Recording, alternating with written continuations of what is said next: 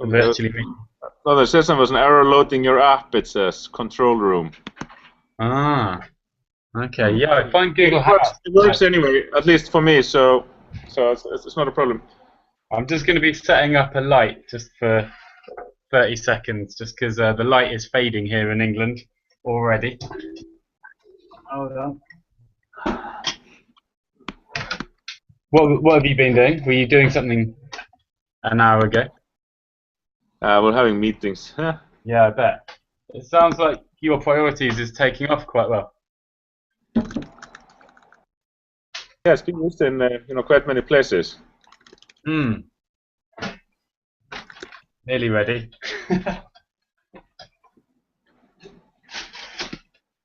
Cool. Lovely. Yeah, so I'm just trying to think how I came across your priorities in a Guardian article. I think it's Right. Yeah. top 10. Yeah, you know it. Yeah. Exactly. Yeah, cool. So I'm here with Gunnar. My partner in this. Hi, Gunnar. Hi, nice meeting you. Cool. So I Yeah, guess the sort of main reason I'm sort of reaching out to you, although I just in a kind of playful, curious way, I just like to explore new opportunities for reasons that I may not have thought of yet, because I find that's often what happens when I'm just curious about a project or a person. I just pursue it because it interests me, and sometimes I discover things or head down a path that I never even considered before. So I think there's a value to doing that. But a conscious reason that I reached out to you is because I am working on Change the Future. It's kind of my life ambition project. I'm really committed to it. It means a lot to me. It's a kind of embodiment of my values and my interests, and so it's a very curious project that's collaborative by nature, I think, and we want it to be as open as possible and interactive as possible. I don't have an egotistical kind of tie to the project, I just kind of want to explore how we can include more people in decision-making processes of big decisions that affect us all, because it just seems irresponsible and unnecessary for us to hand over big decisions that affect us just on a local community level or on a global or national level. It seems silly to kind of expect a small elite minority to make these decisions on our behalf without creating any kind of way of helping these decision makers to tap into our collective intelligence, our kind of experience, our unique life journey, and all the wisdom that it's brought us and all the skills that it's brought us. But I guess that's actually kind of the short-term vision of Change the Future, really. And if I'm honest, and just kind of fast forward a bit, really for me, in my mind, Change the Future seeks to be, a really viable replacement for government. Cool. Sounds good. Yeah. We're on pretty much the same. Absolutely, I think we're on the same page. Yeah, absolutely. I mean, we could have said the same, really. I mean, it's absolutely, and I think I mean, I mean, in terms of that's. So we started the Citizens Foundation after the financial crisis in Iceland. I was living in London, and and Gunnar here in Iceland, and sort of people were protesting in the street and getting the government out and whatnot. And me and Gunnar with some other friends, sort of started to talk sort of online. So what can we do to sort of give people more influence? And the crash in Iceland, the banking crisis, was really a crash in trust in government as well. On all levels, really. And so we thought so we can use the internet to build tools to sort of bridge citizens and politicians or government together in a way where citizens have a voice at the table, you know, at least to start with. That's sort of the initial ambition of it, you know. So we went on and we did that. We started the first project we did in 2009 called Shadow Parliament, and you know, there were still sort of protests in the street, and we thought like, you know, that would, you know, be a big hit, you know, and like everybody would use it. But I mean, we launched it and we didn't have any money. It was like social media and stuff. But you know, yes, a few hundred people participated, but we are sort of, you know, we realized at that point that okay, this is going to be difficult, you know, like, you know, to actually get people participating. That's what we actually realized in terms of the big picture, is that the biggest problem in giving people a voice is that you have to somehow get the people to participate. And strangely enough, for people like us that really want to participate and really want to have a sort of an influence on things, and unfortunately that is not the case with the general public. So it's the most tricky part of any. Since we learned that this is the universal experience. Is that the most tricky part with any kind of e-democracy platform anywhere in the world, is to get the people to participate. Yeah, this is something I've been thinking about a lot. How we can learn things from, well, lots of different places, I think, but one of them being the web platforms that people interact with most today, like Facebook. Like, why do people do that? And so, yeah, I feel like I've got a lot of ideas to share in this area, and Cool. I'm actually would like to do as well. Just 1 second. Can you pick up the door? Thanks, lovely. Yeah, so I don't know. I mean, there's so many different directions we can go, isn't there? Like, I'd be happy to share designs and sketches of Change the Future and sort of how I've been kind of problem solving some of these issues. Like, yeah, how do you create a web platform that's really instantly exciting and engaging for people to want to interact with straight away, and yeah, not just flood it with kind of test material or kind of trolling stuff, but you know, like actual quality. How do you get people to invest time, really think about something, and then contribute something of real quality that captures a lot of their experience and good ideas and stuff.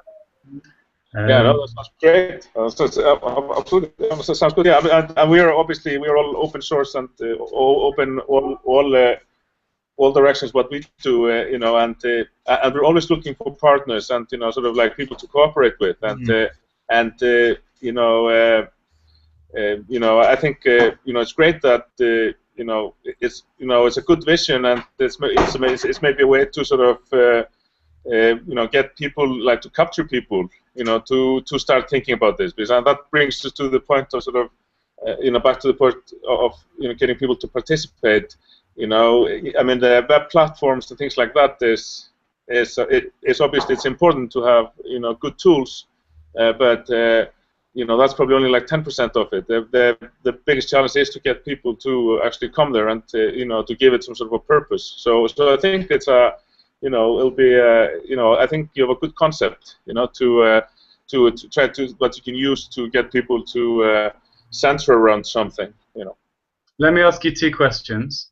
One, what is the first kind of big milestone that you're aspiring towards next in terms of traction for your web platform, for your priorities? Do you know what I mean? So kind of the local council or the government of Iceland, kind of like, what is the actual black and white point at which you would go, and now we've achieved that milestone and it's been recognized? Okay, let me tell you that, because let me continue the story. So they're back in 2009. We had the Shadow Parliament project, but then before the city elections, you know, in 2010, we launched a new website called Better Reykjavik, and basically we offered all the different political parties like an area on the website to come up with ideas and sort of debate and prioritize ideas, and one of the parties in the election 4 years ago, the Best Party, they were like a joke party, being by the sort of run by the sort of Iceland, you know, a really cool Icelandic comedian, and it was like all punk rockers and stuff that were in the you know, and they were polling really high in the polls. Actually, old punk rockers. Old punk rockers, yeah, mostly, yeah. Like in the 40s or something like that. So then when we launched the website by Reykjavik, they basically told all their supporters, because they didn't really have a policy platform at the time. They say, go to this website and and help us make the policy. Tell us what's most important for the next 4 years. And it became a big hit. You know, we had over 40% of the voting population in Iceland using the website.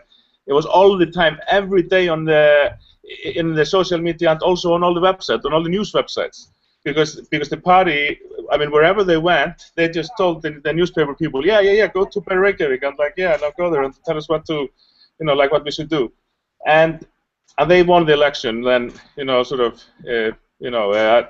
I think they got about 38% of the vote or something. I went into a coalition with the Social Democrats, and we've been running this website with them now for 4 years. This website, this isn't your priorities. This is what became your priorities. This is the previous version. Your priorities website. It's using your priorities. Your priorities is the platform. It's the software, and we're using that, for example, for Better Reykjavik, which is the one that Robert was talking about, and we're using that also with the NHS in the UK. It's been used in Estonia, and we're running it now for in many different setups. So your priorities is sort of the core, and then you have like different instances or different setups for different kinds of things. Yeah, and I think. We were just talking about Tesla meeting earlier. We need to update our website. There's a lot of stuff we haven't put in. We haven't had the time. But we've actually had. Talking about those milestones. We actually, not that we put it out there, but we managed with this sort of a website to reach out to a large part of the population in Reykjavik. We've had over 70,000 people who participated.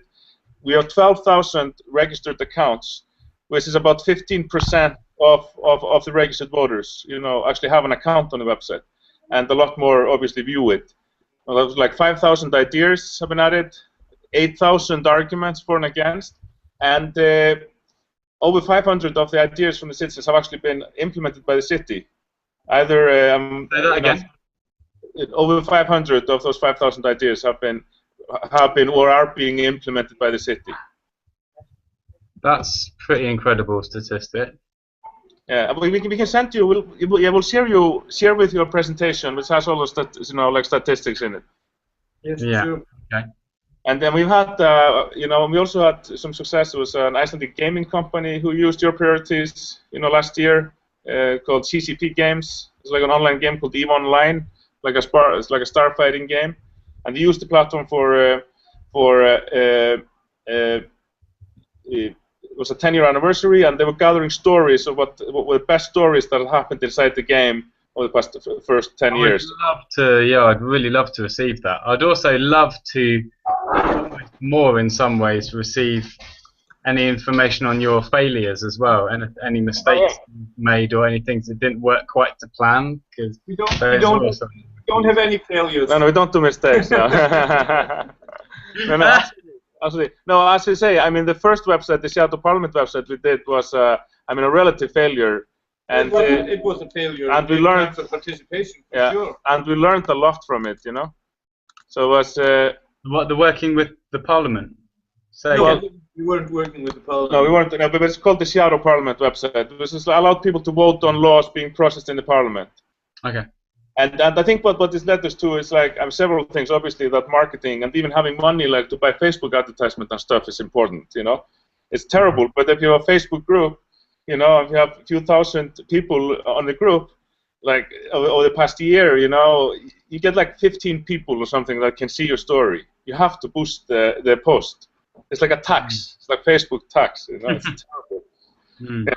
But it's very effective though. It's been very effective in Reykjavik to have a bit of a budget from the city to actually use social media advertisement and stuff. And it's because in the end, one of the big problems with participation is actually to let people know about it. That's really, really difficult. And sort of traditional, like doing flyers and posters and things like that, that's highly ineffective nowadays. Because people can't click on it, you know. I mean, you can do posters if you have a lot of money and a big online campaign, then you can do posters to sort of support your online campaign. But it's yeah. So yeah. So I mean, but just to quickly, you know, bring it to our current milestones. So basically, what we're doing is that we're sort of adding a new dimension to our work, and sort of finding a way to help people to sort of come together in real time online.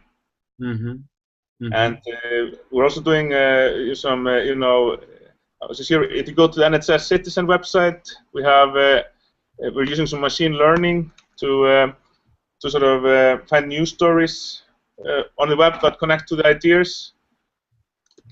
And so just pasted the URL there for you. And so yeah, so it's yeah, it's a lot of work. That's yeah. Assault has also actually been used in Estonia to. They had some serious financial scandals there, say a few years ago. Sorry, where was this? Estonia. Okay. Which is like one of the, well, they have this, one of the most wired countries in the world, and they actually, the president of Estonia asked the grassroots, asked the grassroots to like crowdsource from the people how they should change their laws in order to prevent this from happening again. And they used your priorities for the initial stage, which was calling out for ideas and prioritizing the ideas into the best ideas. And actually, as of now, 2 of those suggestions have already been made into Estonian laws. So one of them was about the leveraging, better leverage for smaller parties in politics, and the other one was actually extremely interesting because that allows for petitions with 1,000 signatures to go, which will automatically then go into the parliament for processing in the parliament. So we're actually quite proud of that. That's so exciting, man. That's really, really exciting. Yeah, it is. Yeah, wowsies. Do you feel like there's much room for improvement on the motions that have passed? Do you feel like your priorities successfully manages to bring people to a focused proposal, which is the best possible idea to solve whatever problem it's trying to solve? Do you know what I mean? Or the room for improvements is like there. As always, yes. Yeah, I mean, so I guess there's different aspects of improvement, like obviously the amount of people using it, how easy they find it to use, but then I guess about participation. I'm just talking about in terms of the system being used and how it is being used, and possible improvements in how we would use it, how we change it to get better content from the public and to enable the public to use it easier. There's like a shitload, excuse me, of possible improvements and ideas that we have. The thing is that we've been lacking, obviously, is resources, because for most of the time since 2008, it's us 2 at the core, and then we have had help from some people occasionally for like a certain period of time, but in general, the team is the 2 people that you're talking to right now. So yeah, I mean, in terms of the proposals that sort of go into city councils, then so what does work well is our debate system, because because even if ideas you know, that have a lot of support, you know, majority support, then it's you know, we also want to give the minority argument, you know, as high of a visibility as the pro arguments. So basically, you know, and we think this is sort of one of the sort of key ingredients if you want to create a consensus about something. You need to find the best ideas for and against it, and out of that you come out to something that is the best of both worlds, that takes into account the minority view, and this part has worked quite well, and I think people are quite sort of happy with how, how that's been going. The biggest problem we've had is, and it's been getting a bit better, is that sometimes the city councils, the answers they give back to the public are difficult. They're often very, non-committal. They are hard to understand. They're written in bureaucracy. Politicians, bureaucracy, sort of circular answers that don't go anywhere and stuff like that. And this is something that has lots of room for improvement. So we're constantly pushing the city to improve those as well.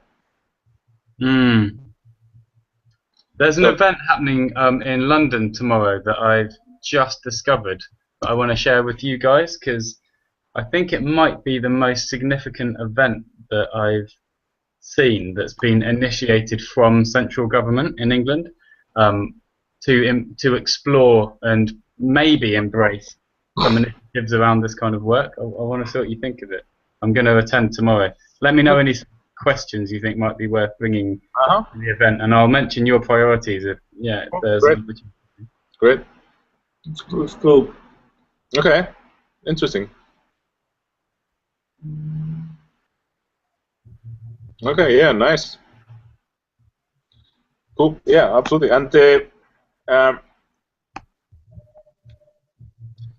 So how are you sort of planning to sort of like bring your organization to life? Read some things about crowdfunding, things like that. What's sort of your vision in terms of the practicalities? So, because as me and Gunnar know, even if we are lucky now, we have two volunteers working with us, and we have 4 interns.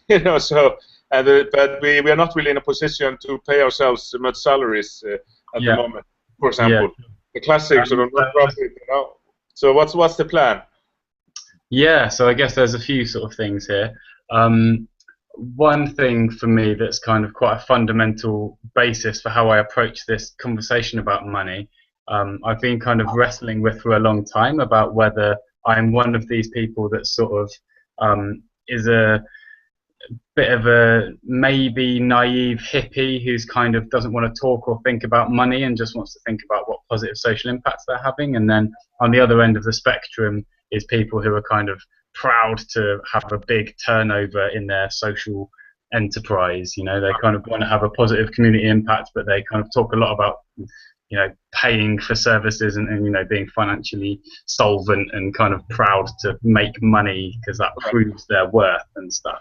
And I've kind of felt, I was explaining this to my friend today, I feel sort of that I've never quite fit into either of these groups, and I realise now that I'm somewhere in between, I think, where I see actually the economy and our relationship with money and our capitalist economy's failure to use money as an accurate representation of where real value is in our community, locally and globally.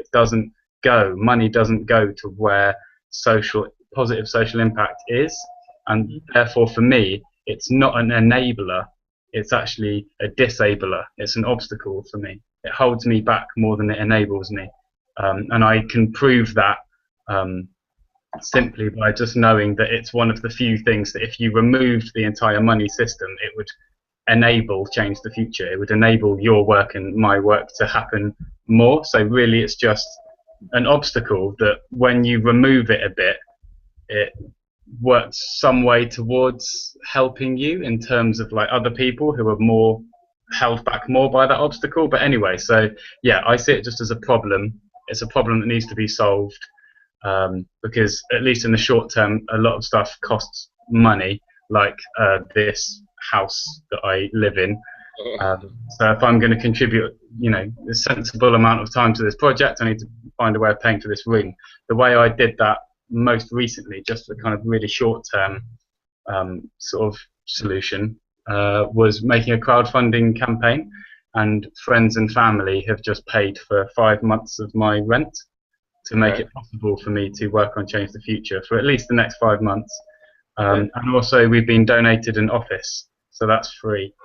And that's a nice big space to hold events and to work in and sort of focus on the project. But so we've got a bit of funding. The project's been going for, it's kind of difficult to define the beginning point of the project because it's changed shapes. So unimaginably much, from a fictional feature-length drama film into a documentary, into a web platform for improving education, into what it is now, which is, you know, a holistic strategy to essentially replace the government in the long term, and in the short term be the most effective possible lobbying platform, and self-organizing platform as well. So kind of bringing people together to, you know, anything from nannying each other's children to doing any kind of organized activity where they don't need permission from an authority, but it's just about kind of fulfilling needs in a cooperative manner. But yeah, so money continues obviously to be a challenge that's there for as long as it's a game that we're forced to play. And I hope that Change the Future can help us to change the rules of that game, because I don't think they're working in the favour of most people at the moment. But so part of the medium-term strategy for me, I mean in my eyes, is, I'll just show you this. There's, I guess it's kind of a module, a feature, but a standalone feature. So I call it a module of Change the Future that is called the crowdsourced workforce. Yeah, and I want it to be able to be standalone, because I feel like it could be really useful in not just helping Change the Future to start up and create an infrastructure for people to get involved and work on it for a lot of hours, while addressing the paying your rent problem. I feel like other projects can use it as well, so it can be replicated for all kinds of grassroots projects. Cool, sounds good. So did you paste something on the chat? No. I'm just finding it now. Okay, cool. Oh, yeah, I was just wondering. This is a bit of version of the sketch, but I'm going to share my screen. How do I do this? Share screen. Screen share. Oh, I never used it. That's actually a good idea. We should do that sometime. You can see if you can share the screen. You can see my screen now? Yeah. So this is how it looks. This is just kind of paper sketches. I need to do this again more neatly. But so this is the crowdsourced workforce. And cool. The idea is that obviously it still plays the game of money in our broken economy, but it makes it a little bit more interesting.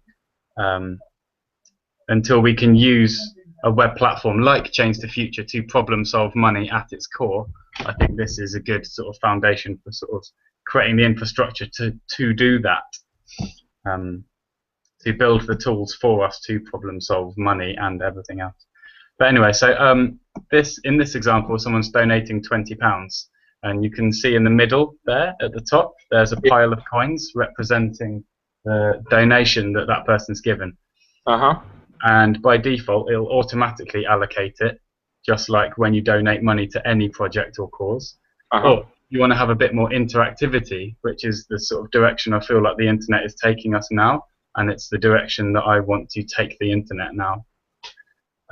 So on the right-hand side, there's a little piggy bank where you can drag and drop your money, which represents essential project expenses.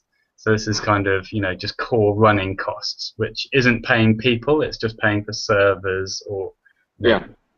And there's a conversation to be had about what an essential, unavoidable project expense is, because I would argue that almost anything could be donated to the project, you know, whether it's legal advice or, you know, all sorts of things. If it can be something that's done by a human being who believes in the idea, I would say there's very little in there that, you know, couldn't be given by someone. Or I think we can do a lot to reduce unavoidable project expenses. So that leads us to this section. So here you see a kind of line of people's faces. Each one represents a person who considers themselves part of Change the Future. So I'm in there. Some of the other people who are involved in Change the Future are in there. And there's a button in the top left corner to add yourself as a worker of Change the Future. So you don't have to get permission to call yourself part of Change the Future. It's an open movement. No one has the authority to say that you're not part of it. No one has the authority to say you can't earn some money from donations from it. Cool. So that process would happen completely democratically. So can you see the numbers along the top? Yeah. In first place is the person who's most deserving of a donation. And the reasons are because they've worked the most hours compared to anyone else, and so far haven't earned very much money. And can you see on the right-hand side, there's quality of work. So John Smith could nominate themselves as a worker of Change the Future and then spend 500 hours just making origami sculptures of the logo, and then saying that they've done, you know, loads of work on Change the Future and they've not earned anything yet. But the quality of work allows everybody else to look at what you've contributed and say, you know, how much it's actually helped the project. So this way, the website can just automatically allocate money to people based on, you know, so everyone has to clock their hours, but it gives money to people who've contributed to the movement the most. Yeah, no, that's great. That's fantastic, actually. So have you looked at Goteo? Oh, is that crowdfunding for open source projects? Yeah, it's actually quite interesting because they have. I mean, it's not like this. I mean, it's definitely not the same thing as this. This is. I mean, this, you know, I haven't seen anything like this before. It's, you know, I mean, it's very interesting. But you should definitely have a look at them.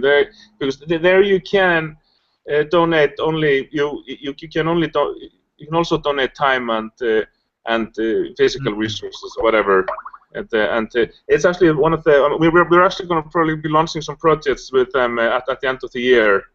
You know, specifically some projects down in the Balkans. We have like 12 projects that are waiting to start it. You know, that are waiting to start but need funding.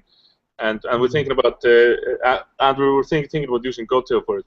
I mean, a system like you just presented is something that we could, you know, potentially use to also fund, you know, development for the software. You know, for this, like, you know, to pay programmers. Yeah, that's clever, you know. Yeah, you know, bounty source as well. That's a very simplified. Just, I mean, it's nothing. Yeah, okay, yeah, I heard about it, yeah. You know it, yeah. I know heard about it, yeah, but I've never seen it. I think it's an interesting idea. I think it probably is quite effective, but I've never used it. It's, you know, just for paying people to. You just put a bounty on a feature that you want added or a bug that you want removed from your open source software. That's cool. That's cool. So so I need to leave in, you know, like 5 minutes. Yeah, I'm wondering what the next step is. You know, I mean, obviously we're, you know, happy to help you if you want to do some experiments with your priorities or any of our other software. And I pasted to you the link to our new sort of prototype, you know, virtual reality, like real meeting software. It's very early, you know, alpha quality. But maybe you know, you can take a look at it. But and we are obviously always looking for, you know, partners and you know, like people who think like similarly as us. But we have a very time. Sorry. Yeah, so we're very time stretched.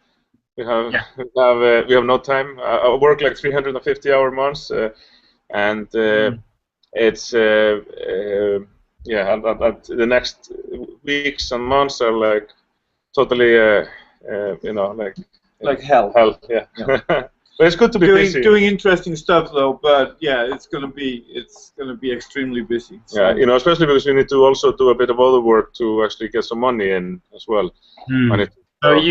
That's difficult. Sorry? Are you guys volunteering on this project still? A lot, yeah. Mostly like 85% volunteering, something like that. That's mad. So, have you taken many steps to try and get your work funded? Well, we have a bit of money from the EU, from an FP7 project. I'll answer the question which he isn't answering. We're not really sort of. We're more the kind of guys that want to do stuff than want to go out and like beg for money here and there. So we've done a bit, and we've, like I said, we're partners in some funded projects, which is giving us a bit of money here and there, and we'll get some small money from the city of Reykjavik for our participation budget with a project with them. But in general, no, we haven't done a real push for fundraising. But that's actually what we're starting now, because next week we're going to have those two volunteers that are helping us from Europe. They're coming over here, and we're going to have a real intensive 1 week working hours, which is going to be spent on the Active Citizen project, the 3D artificial intelligence thing, and on fundraising and marketing, and how can we make this self-sustainable instead of a volunteer project. So we haven't in the past, but we're about to do now.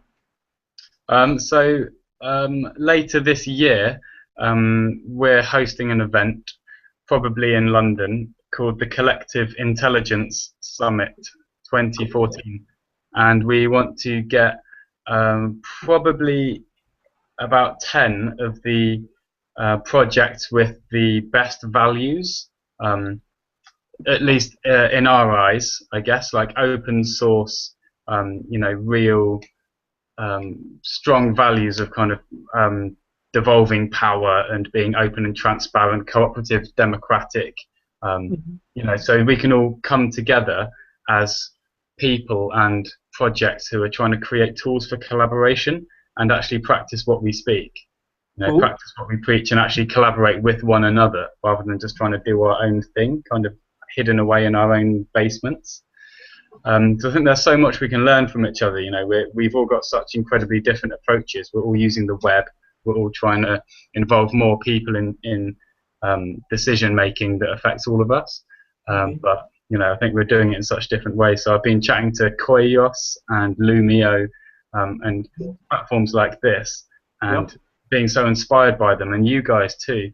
And I just think we're making traction in such different kind of ways, and touching challenges in such different ways. So this would be like a 2-day event, I think, probably. But I'd love some more sort of ideas and input. I don't want this to be my event or Change the Future's event. It can be just a white label kind of open event, just an excuse for us to just all get together in the same place. And that's cool. That sounds good. Yeah, sure. Have a think about that and what that could be like for you guys. I don't know how much you guys have kind of actively reached out to try and sort of discover and connect with the most similar projects out there. I'd be really interested to know what projects you've done.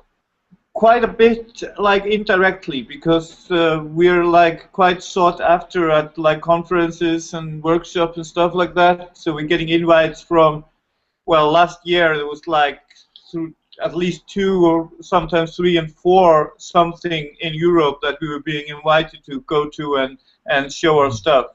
And in that process, per month. And in that process, we've been meeting up with quite a few interesting people doing interesting stuff in a similar way. Like last year in Strasbourg, we met some of the Lumio people, for example, and like other kinds of people, both in the sort of in the organizing sector as well as people programming the stuff. And the thing is that we don't have the resources to we'd need a person to take care of the collaborations, if you see what I mean. So it's more like we know about them, they're there, and we get similarities and all that kind of stuff, but we haven't sort of been like pursuing it in any sense, sort of systematically. And is that mainly because you can't afford the flights, or more that you feel you can't because we don't have time. We don't have lack of time. When I say lack of resources, it's almost always lack of time. We obviously are not rich or anything, but when we get invited to abroad, then we generally try to combine as much as we can. We try to combine those visits with something else in the same cities that we're going to. And I mean, we're traveling quite a lot to the UK, primarily London, Brighton as well, and traveling to where were you last time? Stockholm. I was in Poland in 3 different cities, Istanbul, Tunisia, another something in Stockholm. Yeah. So I need to you actually, need, yeah, I need to run as well. I got loads of stuff since last meeting. I didn't even wrap up last meeting, if you see what I mean. So apart from everything else that I should be doing. So yeah, but definitely let's let's speak again soon. And I'm definitely be great to meet you in London. I'm I mean, we're probably going to be quite well coming to London quite often. Yeah, yeah, we're because of this NHS Citizen project we're doing. You're going in July, aren't you? Yeah, going end of July, but that's a very tight trip. It's a part of my. I'm on a vacation, but I'm still taking the meeting in vacation. Cool. So might meet at the station when you're going to the airport. Joking. Let me know when you discover when you'll next be in England, and we can be sure. Yeah, I haven't been to Iceland. Yeah, you should come over. Yeah, and I have a couple of friends there, actually. In the loop, if there's anything that you sort of feel that we could help you with in terms of in terms of something that you could use your priorities for, and we could assist you with that, and for sure that's basically definitely what we're doing. So, and also about that conference that you're thinking. I mean, in general, we just love. I mean, we're on the same page, so there's lots of stuff that we could be sharing and making each other's lives a bit easier, I think. Yeah, for sure, definitely. Thank you so much for this. Yeah, there's lots to talk about there. Yeah, nice one, guys. Bye. Take care. Cheers. Yeah.